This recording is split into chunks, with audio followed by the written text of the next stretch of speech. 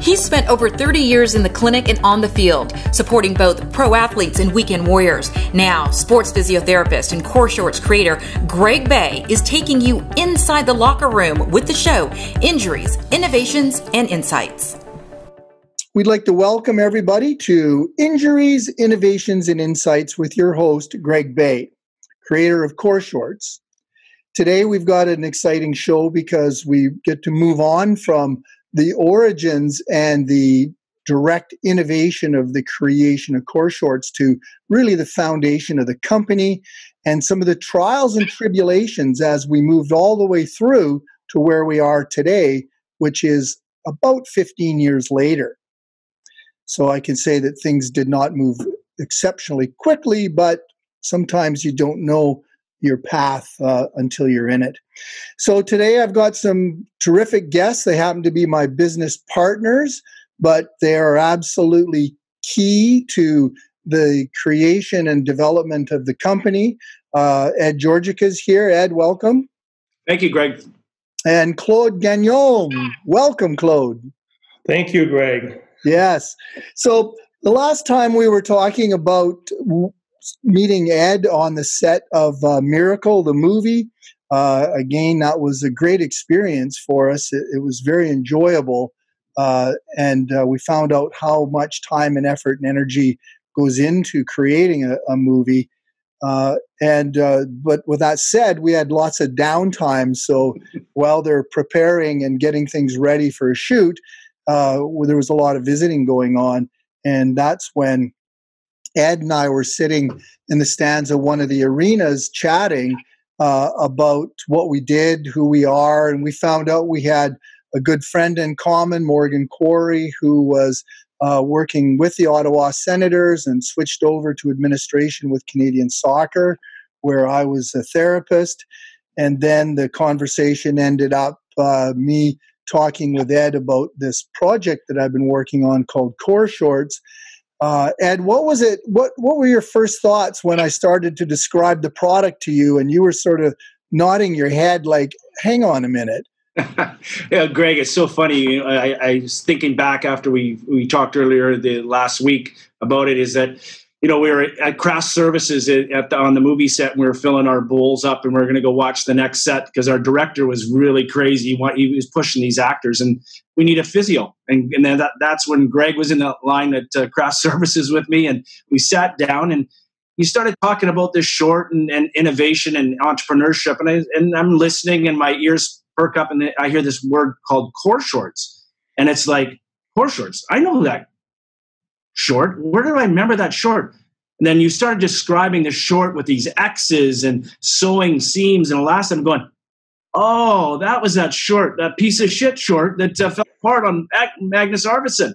And he goes, yeah, it was early prototype, but I understood what it meant. And that's when we built this bond, Greg, you and I, and just started talking about entrepreneurship and physiotherapy products, because I'd brought it to life prior to meeting you, a couple other products in the marketplace in hockey with a riveting machine and some bag companies. So I was really excited to be having a conversation with a person that was trying to develop something back when I was in hockey to help the individual athlete or individual person. Yeah, I think that was a good connection in that, you've already had your innovation time, and you always, as an equipment man, looked at how do you make things better? I mean, a skate would break within seconds. It had to be prepared, or, you had to learn to sew, and you had to learn to MacGyver everything to put it all together. And then for you to also have known about the short, and yeah, that version we sent to Arvidsson was so remedial. I've got some samples of it, and I think, how did anybody even get it on? But there was a certain desperation amongst athletes because there was nothing there to give them to go from injury to functional recovery. Well, and a prime example, Greg, is, back in those days, that's when Under Armour was just getting started with their compression and wickering material. we were using Stanfield underwear, the old navy top or blue shorts, and I'm sure Claude's worn those in his years of playing hockey. They would, by the end of the game, they were weighing like 3 or 4 pounds of sweat in there.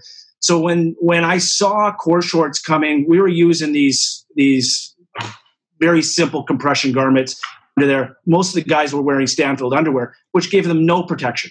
And then when I saw the short come in with Arvis, and I said, I get it. This guy's, because the hockey stride, they needed something more to give them the support because their hamstrings or their groin injuries because of the gliding, in the stride really needed support, and there was nothing on the market.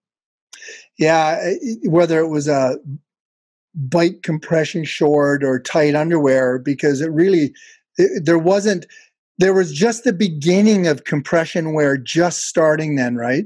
Correct. And that's where, like, when you see now where we are in compression compared back to that 15 years ago or even more, 20 years ago, it was Stanfield underwear. It was cotton. It was the same, no different than the NFL. They wore the shimmy cotton shirts, and Under Armour was just starting then, and that wickering material in and putting compression to it. Well, I was saying to you, we got this concept of this product and this idea. We've got some beta testing. We now had our patent.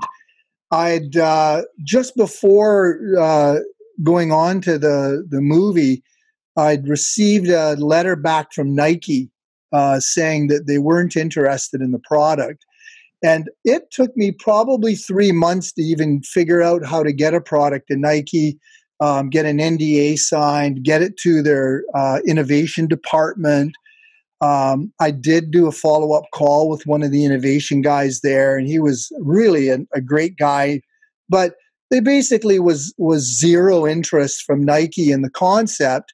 And it was like, well, okay, I'm going to frame that because one day, one day, and here we are many years later and still working on improving the concept. And the concept certainly has become fairly common now on the use of elastics and how to create an external dynamic support system for many areas of the body.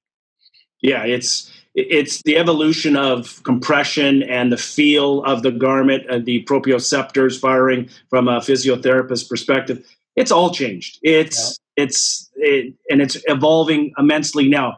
I think, Greg, is that you were ahead of the curve back then, and more doors get slammed on you, or people say no because you're ahead of the curve in what you were trying to do for the skeleton structure and support for individuals. And to be honest, I don't think Nike, Under Armour, Adidas, any of them even knew what was going on at that time. You were just ahead of the curve. Yeah. Well, I can say that when we were sitting there, you had some really good comments, because one of them was, okay, you've got a product, you've got a patent, you got a concept, and you got some samples, but where do you go from here? And I'd already hired somebody for the summer to try and source out manufacturing. And all the West Coast where we are, all the manufacturing was taken up by the start of a new company called Lululemon, and then a bicycle company called Segoy. So nobody was interested in helping out a young garment guy because of the fact that you've had to do a lot of R&D, get the patterns done, and then also my number of units I was going to order wasn't going to be enough for them to say that it's going to be valuable for them. So you'd said, I can help you get this into a company, then get it done, and then get it out there. And then I just went, that's exactly what I'm looking for. As an ideas guy, I wasn't the guy that's going to formulate the operation side of it. And you said, nope, let me do that. And then you said, but we got to also get sales. Then you started laughing and said, I know the guy that we could bring in for sales. Tell us, Ed, about that. Well, us, we call ourselves the Three Amigos, but Claude Gagnon, I've known for many years. He was my sales rep when I was in Ottawa and Vancouver for Jofa at the time, and then moved on to different companies, and always serviced me, and we became very good friends. And then, innovations and all those different things I'd give to Claude to take back to his companies to try those things, and then he would say, yes, it would work. No, it would work, but that's not gonna factor out, or there's going to be no sales in that category.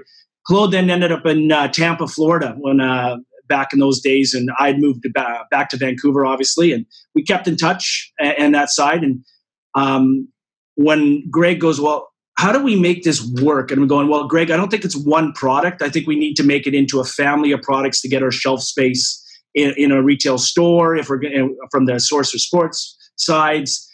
So we looked at that rehab short, Greg, that you had originally drawn up with elastics and stuff like that. We looked at that. We sat in your basement at your old house, and we started deciding, well, if I could make that elastic wider, if I could make it, instead of 3 inches, I could make it 6 inches. And we're like, okay, so what do you really want, and how, and trying to minimize the seams, because the compression on the body, the seams, the rashes, and all that. I'm, my OCD and how I think of athletes and what they want. I'm just trying to get that out of your brain to see how we could take it to the next evolution of what you did for the first short that I saw in Ottawa's locker room, and taking those seams out, taking a liner out, getting that feel. Because I know, Greg, everything is about sexy and feel for your touch. You like that because that's who you are, and you want that to feel very comfortable on the body. So we had a lot to do to get to even that before we even got to Claude. But we ran into so many people that would say no. Yeah. Oh, I can't help you. No, what are you thinking? 5,000 units, 10,000 units? We're going, how about like maybe 10? And they're like, can't help you. So it's like, we got our door slammed on us every time. And we hear these entrepreneurial stories, every one door slams, another one opens. And we had all those. So no different than anybody else. And I remember getting frustrated and trying to find companies, Greg, and talking to you on the phone late at night going, no, they don't want to help us. And then we kind of found some people. And then we talked about sales. And then I phoned Claude, because he's always one of my best friends and I go, what are you doing? He goes, well, I'm working for this company called T3K. And I go, what is that? And Claude, you can tell me how you guys started T3K, but if it wasn't for Claude and that conversation that day, I don't think all of us would have got to where we are sitting and having this podcast today. So it was to Claude and his connections, but let us, give us a little bit of your background, Claude, on how T3K and then Simeon Rice, and then how we ended up going to factories and in LA. Remember, we were in LA, and then we went to Atlanta, and we're like all over the place. And Three Amigos, two people in Vancouver and one in Tampa. So there was no Zoom back then. So now it's a little easier to be able to do some meetings and get that going. But I was so excited to pick up the phone that day and talk to Claude about, and then him knowing as a hockey player and knowing the need of what needed to be out there in the marketplace with athletes, and what he was talking to athletes about when he was going into the hockey locker rooms and doing those things. It was exciting for me to explain it to him. And then boom, it was like a light bulb went on for him. And he goes, I'm in. I want to help you with this. I get it. So Claude, go ahead. Yeah, Claude Gagnon. What was your number when you played, Claude? The one thing we all know about us three, we're very passionate, and we can feel it in our tone when we're talking about our product. And it's funny, when Ed was talking about the Stansfield product, in my days when I played professional hockey, I was wearing those. And when I stopped playing, the important thing it was moisture wicking. That's all they were talking about. And when Ed talked to me about this short that looks like a mummy, it was like, I don't know about this one, but I know what you're thinking about, but I think it's the future. That was my first thinking when I saw this. The design of the short for me was like, oh my God. I've had my share of groin injuries, like when I played hockey. I have my shares of being taped, and it doesn't work. It works, but it's not. You need something better. So for me, it was, as an active player and having groin injuries, and to seeing the design that Greg you've designed and with Ed and everything, it was like completely like, wow, let's do this. And at that time, I was working in different sports markets. I was working for a hockey company, representing and talking to all the NHL players still. And I got approached by Simeon Rice, who played with the Tampa Bay Buccaneers here. They needed a sales guy into their business, so I jumped in as a consultant and doing my hockey stuff, and with the Simeon Rice, and talking to NFLers now with the NFL in the NFL dressing rooms. And we were talking about our product. Again, it was more of a moisture management garment that we're talking about. They had one product that was very specific to cold and everything. And so I brought this up to, I brought you guys up to the factory in LA, but we tried to strike a deal with, there was a new ownership in the company that came in, and we didn't like the discussions that we had. We didn't like the way they wanted to do this. They wanted to take completely over, and we want to be part of this. And that's the reason we kind of stepped out of it. And I'm so glad we did at the time, because me working with T3K, it's funny how life brings us to different levels, because I knew factories, but not the factories that could help us. And when I worked for T3K, which was about a year and a half that I worked for, I got to learn a lot more about the manufacturing and the end factories. And that's where we finally ended up in solid wear in Toronto. Mm. And because we were going to do some of our products with T3K into Canada as well with solid wear. And thank God we went there, because when we're talking about producing 10 units or 20 units, Archer at solid wear was a savior for us. So yeah, it's been a great trip so far, and looking forward to more. I was always wondering how we got to solid wear, so I just learned something today how we got there. Solid wear is a garment manufacturing company in Toronto, and Ed, you were our primary connection there with them. And then they went on because we needed to manufacture and engineer our own fabric for the X in order for it to meet our resistance, but also compression standards. And they recommended Stony Creek, right? Yeah, that's Narrowflex and Stony Creek. They do the elastic. Yeah.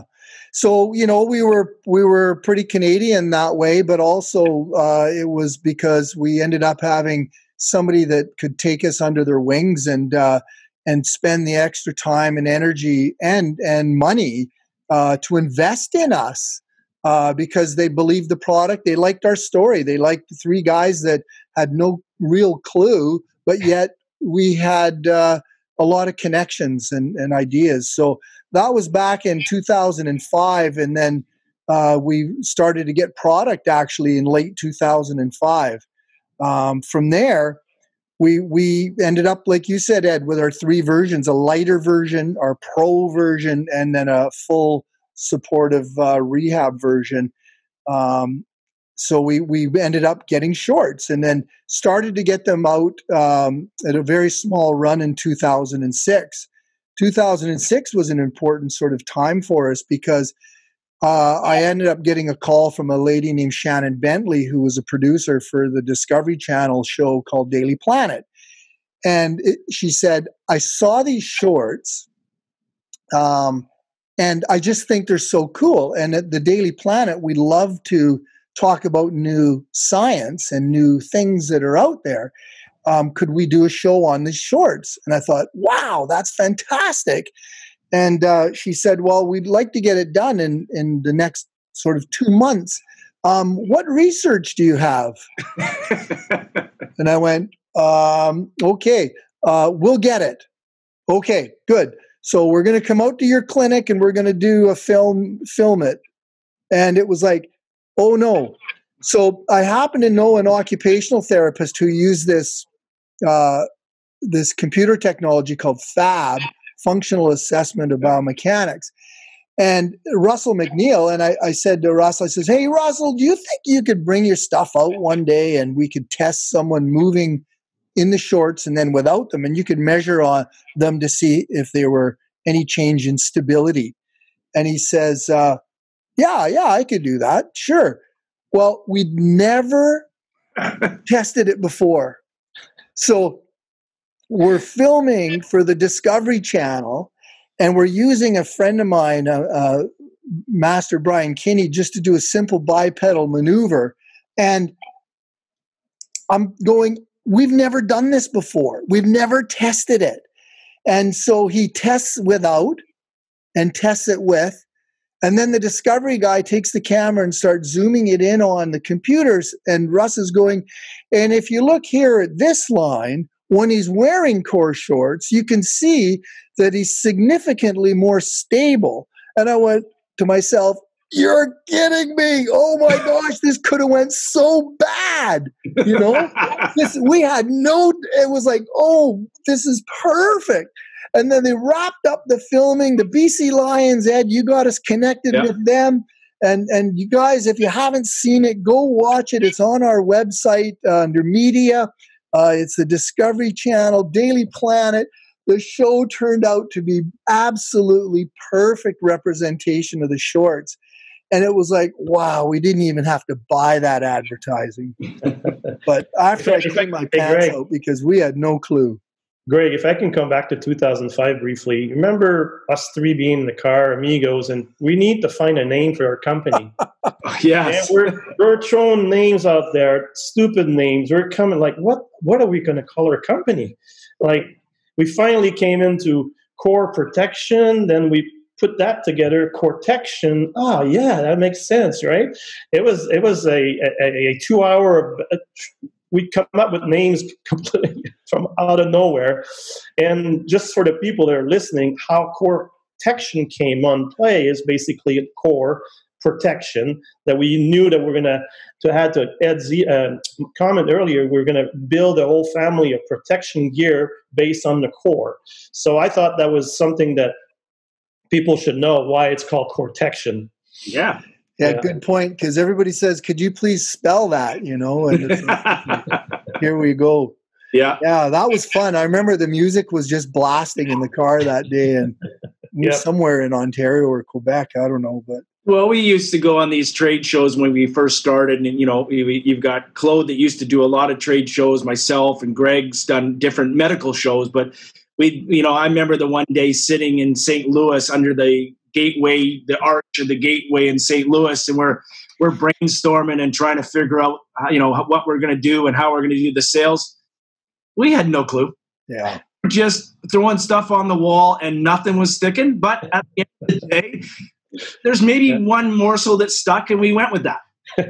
Well, and I think you got to understand that we bring things to the table. Where I grew up in Cranbrook playing hockey. I was never going to be good enough, but I certainly come from a pedigree of NHLers that came out of our small town. You know, my claim to fame is tying Niedermeyer's skates, or being Tom Rennie's assistant at hockey school with all my buddies. But then I went on to work with Canada Soccer as a physio, and I couldn't kick a soccer ball at all. So bad that during a warm-up in Chile, a ball goes off to the sideline, and I went to kick it back in the field of play, and I completely shanked it. Our coach was being interviewed on TV, and you could just watch this ball. The players stop, and I'm thinking, this isn't going to end well, and it hits him right in the back of the head while he's being interviewed. And all he did was turn around and say, could somebody teach him how to kick a ball? It was like, you could never make that shot if you tried. No, but exactly. But then we connect in. You've got experience, Ed, in athletics, but professional sports. Claude has been in professional sales and sports. Between the two of you guys, you can get in any dressing room in North America. And where we talked was, if this isn't good enough for the pros, it's not good enough for the average Joes. Yeah. And so we had to produce something that the pros looked at and said, this is going to help me. And then it had to get by the sniff test of the professional medical groups. So the athletic trainers, the physicians, the first question they asked was, is this going to hurt my player? But we were lucky, not lucky, but we already did that study to test the parameters of whether it had a negative impact on performance. And that was a study that was done by Greg Anderson and Teresa Bernhardt that was published in Strength and Conditioning in 2005. So that gave us some validation that we could say, no, it's not going to screw your performance based on our study. And we started to get quite a bit of traction that year, taking us really into 2007, where we were online to do $900,000 in sales, with over 25,000 pairs of the Pro sold, and at that time over 300 NHLers in them back then. So it was an awesome, and it was an awesome complete first full year. And then the show Dragon's Den was quite popular. So Claude and Ed said, hey, should we go on this show? Should we have a go at it? And so we looked at the pros and cons. And really, there was no cons, because even if we didn't take a deal, we're going to get advertising. And if we did get a deal, that's probably awesome, because who better to do a deal with than some of the guys that have done this stuff before? Yeah. So I remember being at the first interview, and I go in and I got this board. I got a pair of shorts on a mannequin, and I explain it and I go over it. And the producer's name was Tracy. And she said to me, Greg, I love it. It's a great story. It's a great product. But she says, I'm sort of missing it a bit. And I thought, well, Tracy, you can't just see it on a board. You got to see it in action. And I pulled down my pants and I start doing the move. And she says, stop it right there. That's exactly what we need for the show. You're in. And it was like, boom. And it was like, okay, well, that was the way it had to be. You couldn't look at it. You had to see it in action. And of course, that took us to Dragon's Den and making an evaluation based on, we did 1 million pair and the Dragons thought it was high. And, we had Claude wasn't there, but Ed and I had what would be a great experience, hey, Ed? It was. I remember, Greg, we're sitting in the waiting room with all those other individuals that are going on, and you're in your head. You're trying to think of your speech, because once you said your evaluation, that was your value. You couldn't change it, or you couldn't negotiate. But now it's changed with Shark Tank and stuff like that. But going back, and I remember sitting there looking at them, going, "What are some of these innovations that people got in here?" And we talked to a few. We know a few still today. We do talk to them here or there. But I remember Greg walking out, and I sit in the background in this little holding tank in case, right? And I can see the monitor, and Greg's doing the dog and pony show, and you got O'Leary there. He has no clue. He might be able to cash $1 million check. He has no idea about a growing injury. So he was out right away. And then Treliving was there talking, and he was really interested because he was talking about how many football players were in the state of Texas, and alone that what you could sell there and that side. And then I remember there was an offer, and then Greg says, well, I have to talk to one of my partners. And we did our little show. I walked out, said a few things, but in the final edit, there was no conversation with Ed. It was all about Greg and that. It was quite funny. And I remember sitting in my living room, and when it was going to play Greg, we all knew it was going to play. Claude was probably at home in Tampa. And I remember just standing there. I didn't say a word. They cut everything out. Like, what? And my family looks at me and goes, oh, that was interesting. I went, well, I'm not in charge of the editing, but it was quite funny because I had a whole party. It was like a voice party, and everybody's cheering, and it was all over within 6 seconds. Ed didn't say.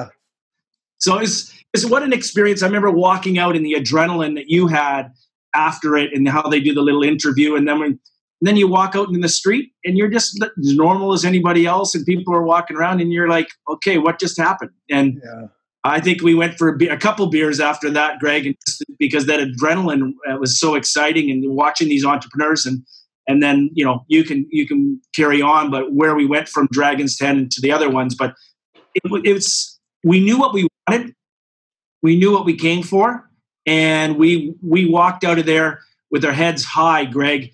And what the Dragon's Den did for us took us to another level and introduced us to people that we would never have been introduced to.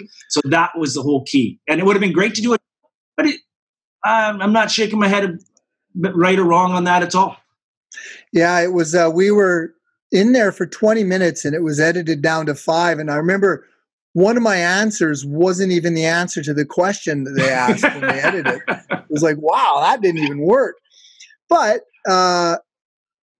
I'd had a few years later, I ended up having breakfast with Jim Treliving, and he completely remembers it. And I've met him a few times since. Kevin O'Leary, I had a glass of wine with him, and he looked at me and said, "You're the underwear guy." And it wasn't about the 7 or 8 different brands of underwear. He meant the shorts. And he laughed. He says, "How did you do?" And I told him, and he just nodded his head. He says, "I knew you were going to do well." He says, "But he says, I just had no clue." And, but I'll say that without a doubt, nice people, and certainly Arlene. How can you not like her? She's just the nicest person, right? She's if I can add to this, I mean, this Dragon's Den and the Shaw TV thing create a good marketing tool for us to be able to be well known in Canada, and it definitely helped. Or even if we say we or 3 guys didn't know where we're going, we knew, we had an idea of what we're doing. Hopefully, it's gonna bite. I don't think going to Dragon's Den, we knew there was going to be a deal done there. It was more like, let's get on national TV, show our product, and from there the phone starts ringing. So it really, really helped us start our journey. Yeah. Well, it was a little while later. They did a follow-up, and we had Zetterberg and Draper come on TV with me, and certainly Detroit's been a huge fan of the shorts, and certainly your buddy Ed and Claude in Detroit has been very helpful, as well as many of the trainers and equipment managers in NHL and the NFL and MLB as well. So. Relationships count. You can have a great product, but if you don't also have the relationships that can drive the trust, then I think you're in trouble. Yeah, and I think to say something, Claudia, you can jump on after me, but with our expertise and the people we knew, we're all connected very well within the sports world, Greg, and your side, Claude, and my side, is that those connections gave us the ability to walk in the locker room, have a conversation with the player. Other companies don't get that. That's where we were ahead of the game there with a short that people need to be educated on and understand it. And walking into a locker room and having a conversation or a relationship, it just spread like wildfire through. The NHL. We did well because that's me and Claude's background. After being in hockey for 17 years, Claude being there longer and playing, and then. Claudia, you could talk a little bit from equestrian, meeting the equestrian rider, to motocross. How about to Roger Clemens, in the New York Yankees? You can comment on that. I think that was when we realized that things are really happening in multiple sports. Yeah. And Paralympics, Greg. We had a lot of Paralympic athletes asking for our shorts all the time. And what we ran into is that we'd be focusing on one category and then 4 more would open up. And we're like, our focus was a little all over the map. But that was a great thing because we got the confidence and the accolations that the short works. And Claudia, you can talk about Roger Clemens a little if you don't mind, and how when you met him. He's one of the players that Roger was always calling me during playoffs or before playoffs. He wants shorts, and I had to deliver them secretly because he didn't want the team to know that much, right? So Roger's one of them. If I remember very, very well, we all remember this one with Elena Dimitrieva in the French Open in tennis. with her Coreshort, or she got a pink outfit, I think, and we're gray and black shorts. She didn't care about the look. She wanted the functionality because she had a groin injury. BZ Madden was the world champ of equestrian. Loved her shorts. She was buying shorts for her partners or competitors and everything in the equestrian. So just to come back to the National Hockey League and into our original focus, we said, we're going to start with the people we know, and we went after the NHL. To your point, Ed, is we had Greg to be a speaker in front of all the NHL medical staff too. That's something that not too many people can bring and say, we have someone that, no, they usually go after people they want to hear, but we brought Greg and they were very pleased to have Greg speaking in front. So, the trickle down effect was just like, wow, okay. Oh yeah. Oh, there's a new sport. Oh, there's a new way we can use our short, and not to take away any of their police, firemen, mailman. It's anybody that are using or active needs something to support their goal. I play golf, and I've got people on the shorts right now. They can't believe they never heard about it. They can't believe how supportive they are, and they're buying shorts. So it's for anybody that's active. But I think the real takeaway for that is that to back up whatever product you're doing, whatever your thoughts are in innovation, it's to back it up with some credibility, so that we never tried to sell shorts. We tried to sell the concept of, if you have a rehab program, if you consult your medical professional, if the science of the X is because of the anatomy and the formation of the function, and here's the literature that backs it up, then the conversation becomes pretty easy for your last slide or PowerPoint to say, oh, and by the way, that's why these are created. So that the education to the MLB, MLS, NHL, when I was on the speaking circuit, was never about Coreshorts. It was about really the integrated functional recovery and also predictability of where these injuries come from. And then the secondary discussion was, that's why, we have this available for you. So I think that if you go from a point of knowledge and a point of education, I think you're going to end up with significantly more people that are going to be interested in your story, as opposed to developing a product because of the fact that it looks good and you thought you could make some money at it. I mean, believe me, I want to make money at Coreshorts, but only because it does what we say it does, and the people validate it, as well as we've got some science behind it, without a doubt.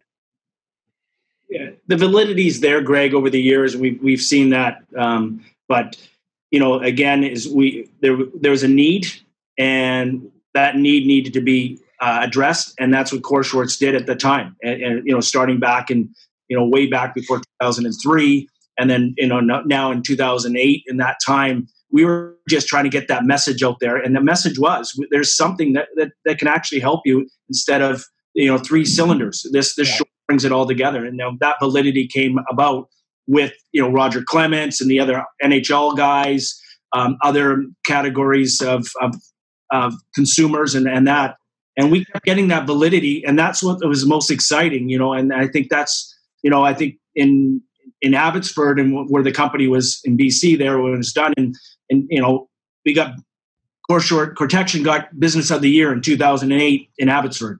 That was a big achievement in your backyard, and you got acknowledged. Me and Claude wasn't there, but you got acknowledged for that, and that was huge. That was a big time for Coretection to be acknowledged in that, and you were in front of your peers and other people within the business. I think that was another amazing step that Coretection took with the innovation, as well as the partnership and how we were growing the business. Yeah, and we certainly aligned well with the physiotherapists as well, with their support, and the chiropractors and massage therapists, because we did come at it from credibility, but also because they really understood what the basis of creating this design was. And so, I'm always grateful even to today for the fact that it's a recommended product to help people, and it's recommended by my peers. So that level of acknowledgement, and I don't claim ownership of the design. I just claim ownership of the patent behind the design and our company that produces it, because reality is the design was made in the evolution of the human development. So from that point of view, we're very purposeful in how we created it. It takes us to a call. I can tell you it was a September day. I was at work, 2008, and my receptionist says, "Greg, you got a call on line 1. Kevin Plank's on the phone." And of course, we knew Kevin Plank as the founder, CEO, and president at that time of his company called Under Armour. And we'd already heard a few rumblings because of the success we had in the NHL, the success in particular with Nashville and New York Rangers, where Under Armour was quite heavily connected. And Kevin Plank called me up, and he basically says, "Listen, Greg, every dressing room I go in, I look at the shirts and they're all wearing Under Armour shirts, and I look down and they're all wearing Coreshorts. And I've asked the trainers, what the heck are those? And every single one of them say, oh, that's the latest in pelvic and groin protection." And so he says, "Listen, you guys have done an awesome job. I started out making a T-shirt that wicked sweat away, and now we've got Under Armour, and I'd like to talk to you and your partners about doing a business deal." And that started our conversations with Under Armour, which went on for 2 years and $80,000 worth of a contract. Holy cow. And I think it was $1 a page that it turned out to be. We had so many pages. I'll tell you, we could have saved a forest with that contract.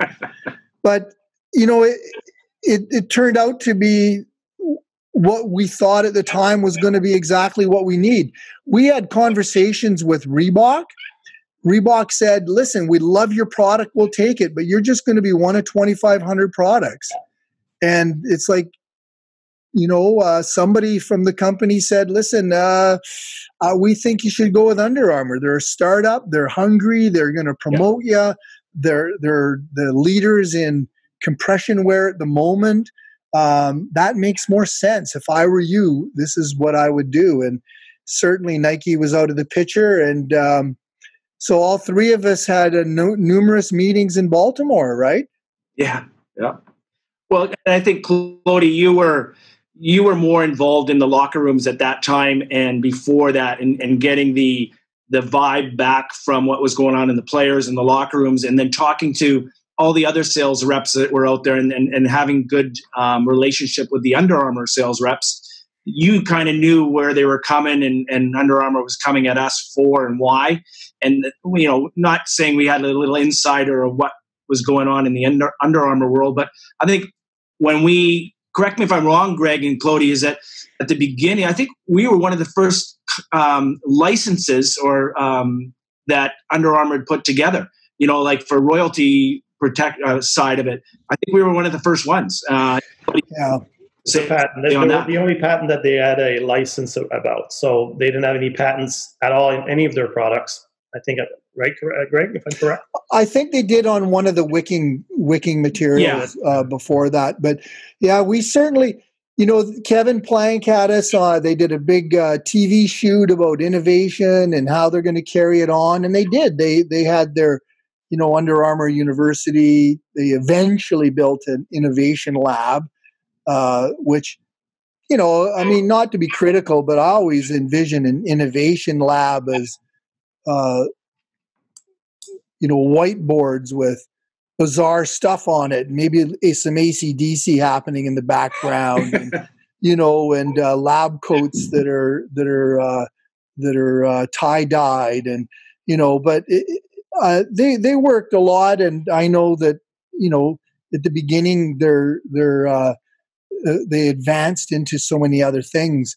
and we'll get into that in a little while. But I could certainly say it was so exciting for all of us to go to Baltimore and meet with Kevin Plank and his team. At that time, Under Armour was doing about $500 million in sales, and by the time we left them last year, they're doing over $3 billion, well over $3 billion in sales. And so, there's for us as a single product, there's been a lot of changes in what that looked like. But it led us to our follow-up on Dragon's Den as the one that got away, and you can see both of those episodes on our website as well.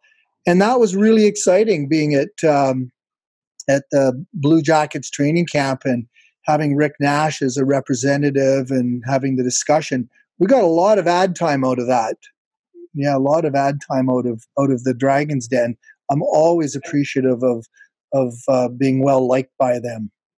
I think we're still on review, or not reviews, but replays still today. The odd time I'll get a text saying, "Just saw you on Dragon's Den again," and it's 15 years later they're still replaying. So it's kind of cool. So it led us into. Greg, is that when you started growing that mustache? That's called COVID-19 mustache. Oh yeah, I know. It was so we got the deal done, and the deal done was really to start. Under Armour will start selling the product in 2010. Prior to that, we had the 2010 Olympics in Whistler and Vancouver, and I'll tell you what. Having over 25 to 30 gold medalists wearing our shorts, that doesn't happen very often. And never mind how many that were wearing Coreshorts that didn't medal, but we were certainly very well received by the athletes in 2010, and certainly have by every Olympic since then as well. So once Under Armour took over, it was interesting because it was exciting. They were going to put out a number of different products, like a 5-pocket girdle, the baseball slider, eventually the legging. They put money into it because we were front and center of the NFL combines for 3 years. And we got some great photos of some amazing athletes in the product. The feedback from the athletes was crazy happy. The announcer said, "Oh my gosh, there's Under Armour in their fancy underwear again." We missed some marketing opportunities there. And as much as the story was our story, I think at times the story got lost or mixed up in translation with Under Armour. And gradually over time, what happened was our products started to become just another product. So it wasn't even called Coreshorts after a while. It was Under Armour, and that's great. As soon as you stick an Under Armour waistband on, we had sales. But over time, I think one of our biggest challenges and problems was, how does somebody at a big box store explain the technology?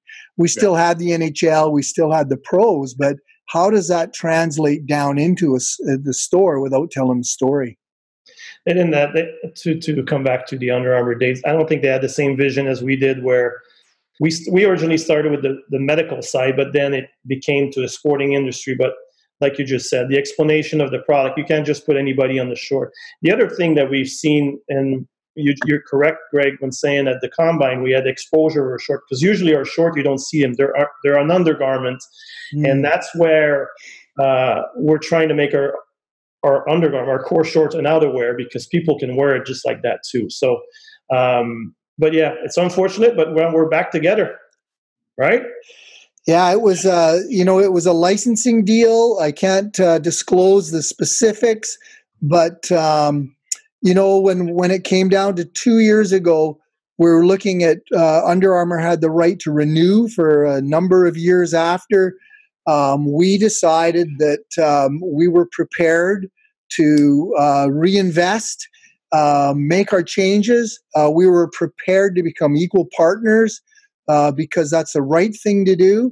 And then we got a letter off to Kevin Plank, and I can tell you that, Kevin Plank's response through his connections to us was that we deserved the right to take our baby and move forward with it. And he didn't have to do that. Contractually, he had more power in the contract than we did. So, I'm grateful to Kevin Plank and Under Armour to have it back. It's in our cradle again. We got it back and last year. Ed, Claude, myself, we brought on a new gentleman, Ross Agathos, who's a long history in sports manufacturing, and he could also get into any dressing room, and awesome in sales. And we've made 6 primary changes to the product. We've upgraded incredibly the fabrics. We're just at the point where we've got a lot of things in the hopper for different designs. We're back selling, guys? Yeah, we're back selling. We, the three amigos, as you said, Greg, we decided that we're going to take it back and take it on ourselves again, because we were the passionate people really behind it. Like any entrepreneur or individual starting a company, you have the passion, you have the insight where you want it to go. And there's no more, there's no more curiosity. It's been in the marketplace with Under Armour for 9 years and 5 years with us. So there is a space for it in the global world. And now going back with the trademark Coreshorts and new branding that we put onto it, a little sexier, a little feel like Greg said, and some changes that we've made. Excited about those changes because we've learned over the years how we could make it better and evolve the product. And again, us three know it the best. And now back in the day, like we talked about, there was no Twitter, there was no Facebook, there was no Instagram. So we had Blackberries with no cameras. So now the three amigos still really don't have a camera because we don't know how to use it, but we do that. So it's an interesting time of where we are in 2020 and where we're going to be in a bit. Appreciate that. And then it's exciting. It's exciting. Yep. Yeah, it is not very often you get a second chance, and the product is bigger than all of us, and with some of the other product designs we've got in the mix to make functional improvements and help people in their everyday life is really what our mission is. But with that said, it's still going. So people ask me about it, and it's like, hey, 20-something years later. So not only through our wives and our partners and the stress of it and the stress of the money, the fact that every room in my house has got product in it,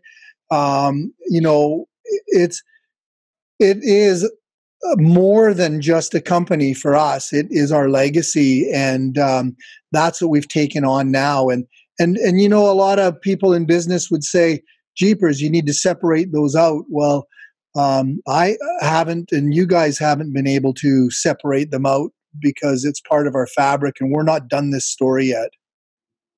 I think for me, this story is just beginning, Greg, and the insights of where we want to take it now with, after 10 years later and the education and learning that we've done individually or as a company now. And for us, we have a vision. I think we still have somewhat the same vision as we had 15 years ago, but we're more mentored and sharper where we are in business now and how we want to take it. And I'm excited to have 2 partners and bringing this back to fruition, back to the global market and making our stand as Coreshorts.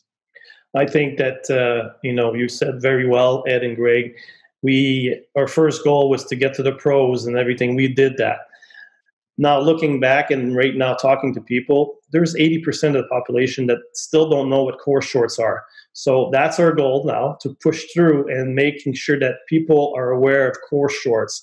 We brought in a nice old marketing company that's helping us out with that. And then we need to spread that spread out what Coreshorts do and how they can help people. So it's a very exciting time. Well, I'll tell you what, it's the Coreshorts story. We look at injuries, innovations, and insights.